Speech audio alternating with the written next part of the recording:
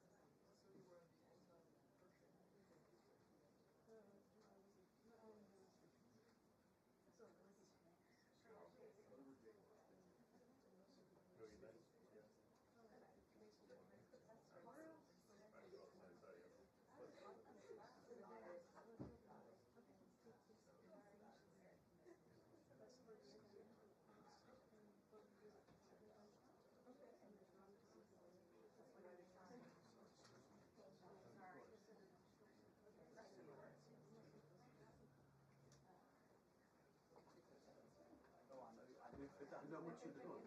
I know exactly what you are doing.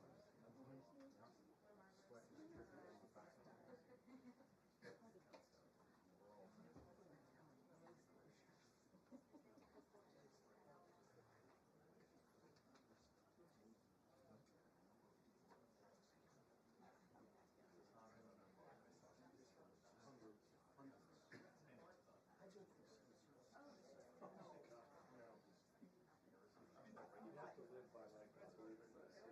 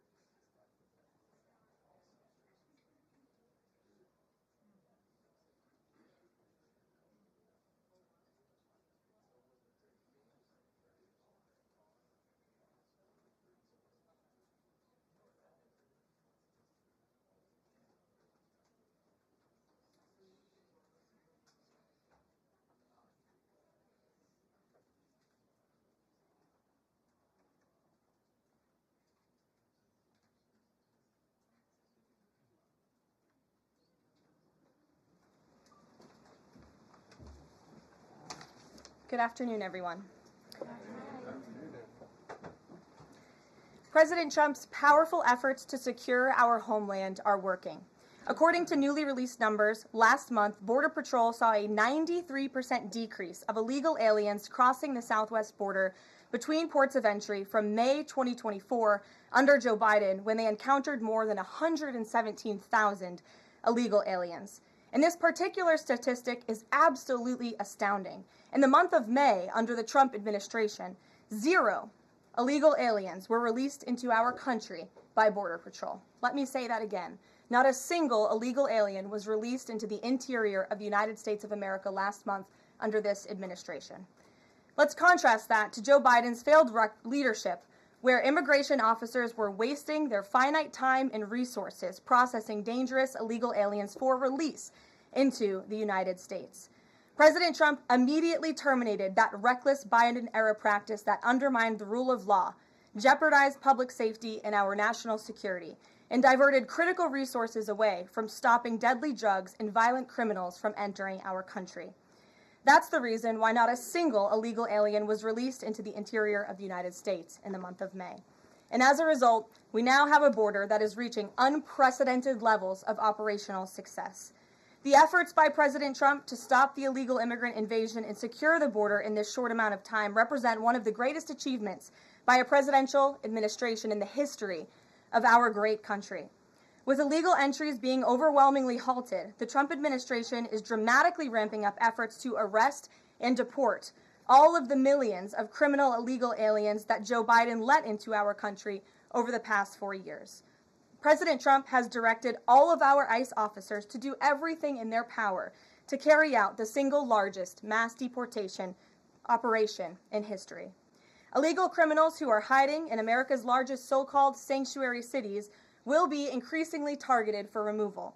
Radical Democrats will no longer be allowed to shelter illegals who threaten public safety as part of their cynical efforts to expand political power, drain the American taxpayer, and artificially lower wages and steal American jobs. ICE officers are courageous heroes, upholding the rule of law and keeping our citizens safe. And they have the full and unwavering support of this president. In economic news, President Trump's pro-growth agenda is delivering for the American worker. Through the first 5 months of the Trump administration, real blue-collar wages are up nearly 2%. It's the strongest growth in nearly 60 years and a stark contrast from the negative wage growth seen during the first 5 months of the Biden administration. America is quickly returning to the successful formula of the first Trump administration: low inflation and rising wages. Once the big, beautiful bill is passed, this positive trend will only accelerate. Senate Republicans are continuing to push this critical legislation forward. The One Big Beautiful Bill will drive growth and supercharge the American economy. The Council of Economic Advisors found that the One Big Beautiful Bill will raise take-home pay by nearly $14,000 for a year for the average family of 4. The CEA also found that the One Big Beautiful Bill will increase wages as much as $11,000 for the average worker in America. The One Big Beautiful Bill expands the child tax credit and makes it permanent for more than 40 million families with children. And the bill will deliver no tax on tips, no tax on overtime, and substantial tax cuts for our incredible seniors. Simply put, the One Big Beautiful Bill is a massive win for middle-class Americans. When nearly 80 million Americans sent President Trump back to this White House, they were doing so expecting these popular policies to be enacted. Republicans in Congress have a mandate to deliver, and President Trump demands they send this historic bill to his desk for signature by Independence Day, July 4th. The American people are fully behind President Trump. According to brand new polling from Insider Advantage, a clear 54% majority of Americans approve of the job President Trump is doing. That's because this president is keeping his promises and taking action every day to improve their lives. And passing this bill will help fulfill a number of President Trump's core campaign promises. Now, regarding the ongoing situation in Iran, I know there has been a lot of speculation amongst all of you in the media regarding the president's decision-making and whether or not the United States will be directly involved. In light of that news, I have a message directly from the president, and I quote, "Based on the fact that there's a substantial chance of negotiations that may or may not take place with Iran in the near future, I will make my decision whether or not to go within the next 2 weeks. That's a quote directly from the president for all of you today. So we'll kick it off for questions here in our new media seat. We have Eli Lake from the Free Press. Eli, go ahead. Thanks so much for having us. Thank you. The Free Press. The decision to extend the, delay in enforcing the TikTok ban. Sure.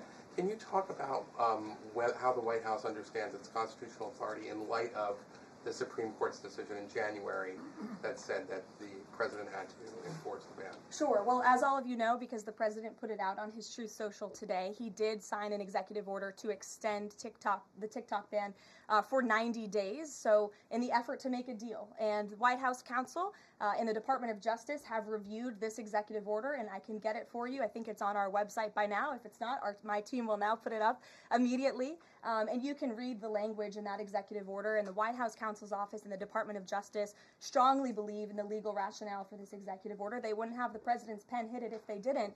And the political reasoning for this, of course, is because the president made a promise to keep TikTok on. There are 100 million Americans who use this app. It's wildly popular. He also wants to protect Americans' data and privacy concerns on this app, and he believes we can do both things at the same time. So he's making an extension so we can get this deal done. Can I get a follow-up? Sure. A few weeks ago, Tucker Carlson reported on a meeting between the president, Mark Leavitt, and others at the White House. Is there a leak investigation, and can you say who else was in that meeting? I'm not aware of a leak investigation at this time. I, for one, do not reveal details about the president's private meetings without his permission to do so. But certainly the president does not like when people leak. He takes that very seriously. This entire administration takes that seriously, and that's why you've seen at agencies some of the cabinet secretaries have been given the authority by the president to let go of staff who are engaged in such leaks, especially those that risk American national security. Sure. Go ahead. Karoline, thank you. So, Rhino warmonger Lindsey Graham, he recently called on the U.S. to go all in. That's quite the lead to a question. Right. What's your message to everyday Trump supporters? Not the Tucker Carlsons or other big names, but everyday Trump supporters, grassroots who voted for President Trump to stop the wars, rejected this in the primary, going into another war with voting against Nikki Haley, and they want to see non-U.S. involvement in this war. What's your message? Trust in President Trump. President Trump has incredible instincts, and President Trump kept America and the world safe in his first term as president in implementing a peace through strength foreign policy agenda. And with respect to Iran, nobody should be surprised by the president's position that Iran absolutely cannot obtain a nuclear weapon. He's been unequivocally clear about this for decades, not just as president, not just as a presidential candidate, but also as a private citizen. In fact, I have some quotes for you. In 2011, President Trump said, America's primary goal with Iran must be to destroy its nuclear ambitions. We cannot allow this radical regime to acquire a nuclear weapon that they will either use or hand off to terrorists. In 2015, the president said the problem is that Iran poses an existential threat to Israel, our Middle Eastern allies, and the United States. And of course, the president has repeated that in his first term as president and his second term as president as well. That's why he was adamantly opposed to the disastrous Iranian nuclear agreement that was implemented by President Obama. And it's why he has given great latitude and given a lot of effort to achieving a diplomatic solution. But he's been very clear. Iran went for 60 days when he gave them that 60-day warning without coming to the table. On day 61, Israel took action against Iran. And as I just told you from the president directly, he will make a decision within 2 weeks. A follow-up? Sure. Go ahead, Natalie. Thanks, Karoline. Can you confirm whether Steve Witkoff has been in touch with the Iranian foreign minister? And does Witkoff plan to go to Geneva tomorrow for talks? I am not tracking that on Mr. Witkoff's travel schedule, but I can certainly check in with him to be sure. As for correspondence between the United States and the Iranians, I can confirm that correspondence has continued. As you know, we were engaged with 6 rounds of negotiations with them in both indirect and direct ways.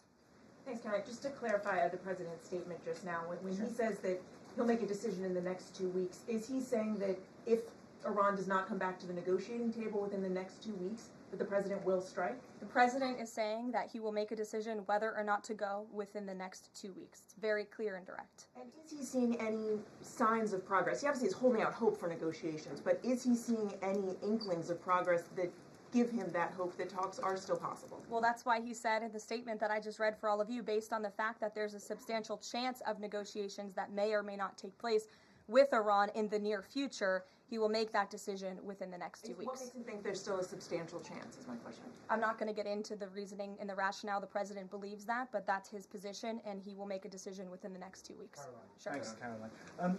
President Trump has said previously in regard to Russia, he's used this phrase about 2 weeks several times in terms of like, we expect like a 2-week deadline and then you give another 2-week deadline. How can we be sure that he's going to stick to this one on making a decision on Iran?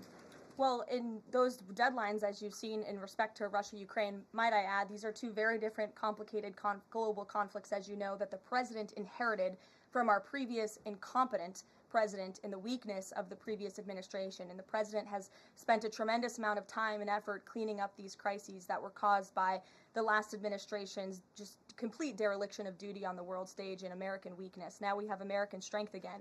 With respect to Russia and Ukraine, because of that American strength, and the president's leadership, we have seen these two sides engage in direct negotiations. And the last time the president said 2 weeks, you saw Russia and Ukraine have direct negotiations for the first time in years. And so the president is always interested in a diplomatic solution to the problems and the global conflicts in this world. Again, he is a peacemaker in chief. He is the peace through strength president.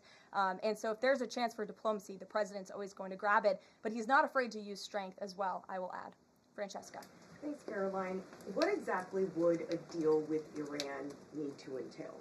No enrichment of a uranium, and it would absolutely not. Iran is not absolutely not able to achieve a nuclear weapon. The president has been very clear about that. And by the way, the deal that Special Envoy Witkoff proposed to the Iranians was both realistic and acceptable within its terms, and that's why the president is sent that deal to them. To follow up on what you told Natalie, are the talks that the United States is currently having with Iran direct, or are those through intermediaries? And if so, which countries are acting as the intermediary right now? Out of respect for the ongoing discussions and negotiations, I am not going to get into the details of them.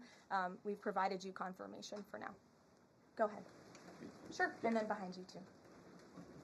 Oh, okay. So thanks. Sorry. On the topic of negotiations and talks, does the president have any hopes or specific expectations for the talks tomorrow between European foreign secretaries and their Iranian counterpart?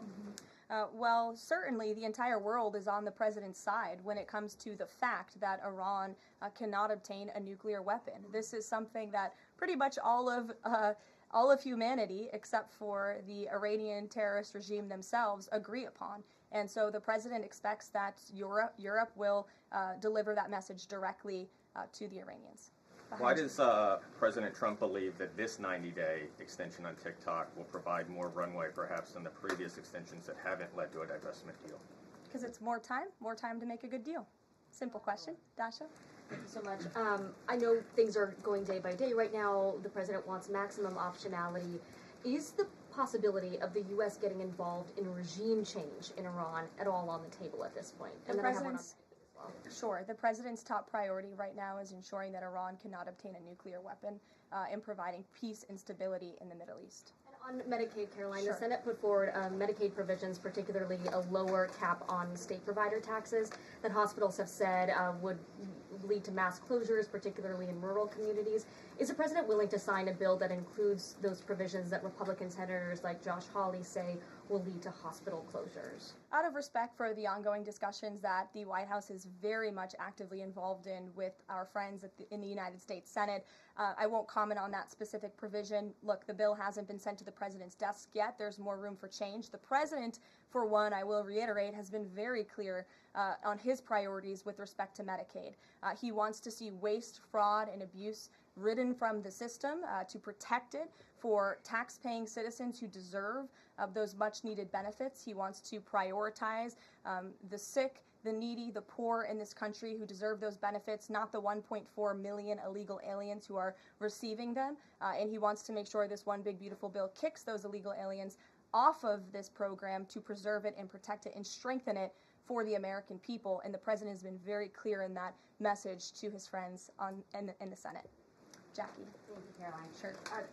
Logistically, if the Iranians are getting to Geneva, does that mean they've found a way to get to the White House? I am not going to get into hypotheticals, but as you heard from the president yesterday, they have expressed interest in doing so. There's a lot Philip. of pressure on the president to come to the aid of Israel. There's a lot of pressure on him to finish the job with force. How is he balancing the concern that if he doesn't choose to do that, that it would send a message to Xi Jinping about the U.S. commitment to Taiwan?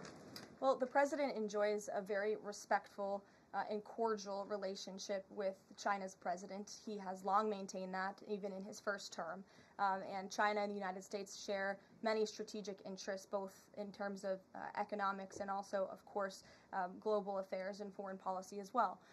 However, when it comes to balancing these different viewpoints, the president is balancing a lot of viewpoints, and he is listening not just to other world leaders, but to his advisors and to people here in the country and the American people too. And I think that's what makes this president such a great leader, is his ability to listen and make a good decision on behalf of the American public based on his instincts and his experience. Don't forget, this is a president who was here before, and the world was a much more peaceful and stable place when he left office than when he came back in after the past 4 years of complete incompetence by the previous president. Philip, go ahead. Thank you, Caroline.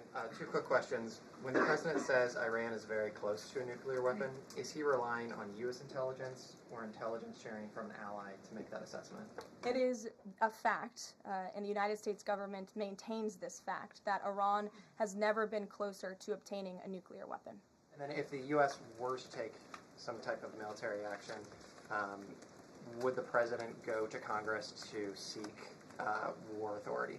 I'm not going to engage in hypotheticals. I gave you the statement from the president. He'll make a decision within 2 weeks. Thank you, Caroline. Sure. Go ahead. Thanks, Caroline. Mary and then Elizabeth. Two questions, one on Iran and then the second on something Jasmine Crockett said this morning. So given that we know the Iranian government did order an operative to assassinate the president, is there concern that Iran might respond with non-traditional military ways to some kind of strike on Iran, such as another assassination attempt? And has the Department of Justice looked into this last attempt on the president's life? I believe Secret Service and the FBI have looked into the 2 assassination attempts that took place against the president, both of which were sad days in our nation's history. So I would defer you to the Department of Justice on where those investigations stand. But as for your question regarding Iranian retaliation, I'm not going to engage in hypotheticals again, but I can assure the American public and the world that this administration is prepared and ready to defend American interests and assets, not just in the region, but here on our homeland as well. Thank you. And then really quick on Jasmine Crockett, she said, I believe, that Trump supporters are mentally ill before calling for bipartisan support against the president. Can you respond to that, especially considering she's a rising star in the Democrat Party right now? She is a rising star. It's quite something to behold, actually. I hope that she continues to be a rising star for the Republican Party, at least. I think it's incredibly derogatory to accuse nearly 80 million Americans of mental illness. The last time I checked, Jasmine Crockett couldn't dream of winning such a majority of the public as President Trump did. And the America First movement, which President Trump has built, is filled of hardworking patriots, the forgotten men and women, business owners, law enforcement officers, nurses and teachers, and middle America, as we all know, from where you all grew up, outside of this beltway. That's who makes up this president's movement. And Jasmine Crockett should go to a Trump rally sometime and she can see it for herself. Jennifer. One on North Korea and one on China. On North Korea, they launched some rockets into the ocean today. What does the White House make of that? Do you read any meaning into that timing of that launch? And then on China, do you have any reaction to Xi Jinping's offer of intervening in Iran diplomatically? And are you seeing any signs that China would get involved militarily to support Iran? I don't believe we're seeing any signs of that at this moment in time. As for Xi Jinping's offer, I will leave it to the president to respond to that himself. As for your question about North Korea, we are monitoring the situation. The Trump administration is in close contact with our new South Korean counterparts as we work together to deter our adversaries and preserve a free and open Indo-Pacific. And no matter where, our adversaries and our allies alike know that President Trump will not tolerate threats against our interests on his watch, even as he works to resolve the wars that he inherited. Alex, go ahead, and then I'll come to you. Thank you. Is the president concerned about the economy if farms and hotels, et cetera, struggle to find workers? The president's always concerned about the economy. That's on his mind every day. He wakes up, he checks the markets, he checks wage growth. As I pointed out, it's a record high today for middle class and American workers. So the president's always wanting to ensure that we have a strong and robust economy for the American people and worker, and we do. As for the specific concerns regarding jobs, look, the president has made it very clear we need to remove public safety threats from the interior of our country, and that remains the focus and the priority of this administration when it comes to deportations, no matter where somebody works. If they're an illegal alien rapist or murderer that was allowed into this country in the past 4 years by this administration, the American people want those types of criminals to be deported from our country, and that's what the president is backing ICE to do. Thanks. There was an apparent skirmish between the Chinese and the Philippines in the South China Sea. Just curious if you had any reaction to that, and if the steps you're taking towards the Middle East right now are reducing your capacity to deal with that situation. I believe that happened as I was preparing and coming out here, so we'll get you a response to that. Certainly we have one, and our teams are always monitoring situations all around the globe. Okay, and then one more just on Iran. Just over the past 24 hours, we've seen some Israeli strikes on Natanz, Isfahan, and Kondad nuclear facilities. Is there any assessment just of how effective or what the result of those strikes will be? What I can share is that the IDF and Israel, I think, have exceeded a lot of people's expectations in their ability to really hinder Iran's nuclear facilities, but also they've taken out key people in the Iranian regime's leadership as well. So this is something, of course, we are monitoring and watching every day, and the president was just in an intelligence briefing. He continues to be briefed by his National Security Council, and he will throughout the duration of this war and conflict. And he also remains in constant communication with our Israeli counterparts, most notably Prime Minister Benjamin Netanyahu. Kristen. Thank you, Caroline. We have heard from a number of U.S. officials who say that Iran doesn't want to make a deal, that they are just stringing the United States along. What is to say that they are not going to continue to do so if we continue to give them extensions, now 2 weeks before 60 days? Look, Iran is in a very weak and vulnerable position because of the strikes and the attacks from Israel. And with respect to the president's statement, I shared that with all of you. And he has been very direct and clear. Iran can and should make a deal. We sent a deal to them that was practical, that was realistic, or they will face grave consequences. Why is Steve Witkoff not participating in the talks this week? I can ask Mr. Witkoff why he is not. Thanks, Karoline. Does the president object if Israel attempts its own operation against Fordo in the next 2 weeks? I won't decide that for the president, nor will I share that here. I'll let him speak to that. And then just another one. Iran is apparently warning Europeans that if struck by the U.S., it may withdraw from the nuclear proliferation treaty. That would result in throwing out inspectors and taking the program dark. What does the president think of the value of having Iran as a full signatory of that treaty? Well, that's reckless rhetoric, but I understand the Europeans are meeting with the Iranians tomorrow, so we'll see how that meeting goes. Just one more on Juneteenth. Does the president plan to commemorate the holiday today or make any comment on it? I'm not tracking his signature on a proclamation today. I know this is a federal holiday. I want to thank all of you for showing up to work. We are certainly here. We're working 24/7 right now. Nikki, go ahead. Actually, that was my question. Will you plan to mark Juneteenth in any way, either today or with an event later on, maybe next week? Sure. I just answered that question for you. Go ahead. Thank you very much, Caroline. The fact that this president is giving some time and space for diplomacy, another 2 weeks, does it mean that the president is trying his best to avoid a direct conflict with Iran? I think the president has made it clear he always wants to pursue diplomacy, but believe me, the president is unafraid to use strength if necessary. And Iran and the entire world should know that the United States military is the strongest and most lethal fighting force in the world, and we have capabilities that no other country on this planet possesses. Owen. Caroline, good afternoon.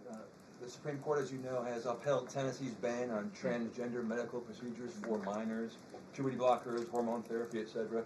The White House reaction to that, please. It's a huge victory for America's children, and it's obviously something this administration believes strongly in, that young minor children should not be allowed to be subjected to chemical castration and mutilation. The president himself has taken very strong orders, or has signed very strong executive orders on this, and we are grateful for Tennessee's efforts to protect our children, and we are grateful the Supreme Court ruled on the side of the law, but also on the side of protecting America's innocent children. Elizabeth, go ahead. Sorry, I skipped you earlier. Thank you so much. Secretary of State Marco Rubio announced new vetting procedures on student visas. Will this serve as a model for vetting other foreign visas? For all foreign visas, yes. As you know, the president signed an executive order, I think it was one of the first he signed in the first week, to strengthen our vetting requirements and our vetting system here in the United States for all visas. He directed the Secretary of State to do that. There was a pause in some of that vetting, as you all know, recently, especially with respect to students from some certain countries. But the vetting has continued, and it's stronger than ever before. As for specifics on how the vetting process has changed, I would defer you to the Department of State. As you know, they're in charge of things like that. Thank you.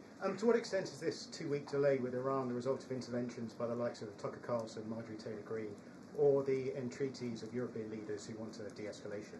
Look, the president hears all voices across the country, and he makes decisions based on his instincts.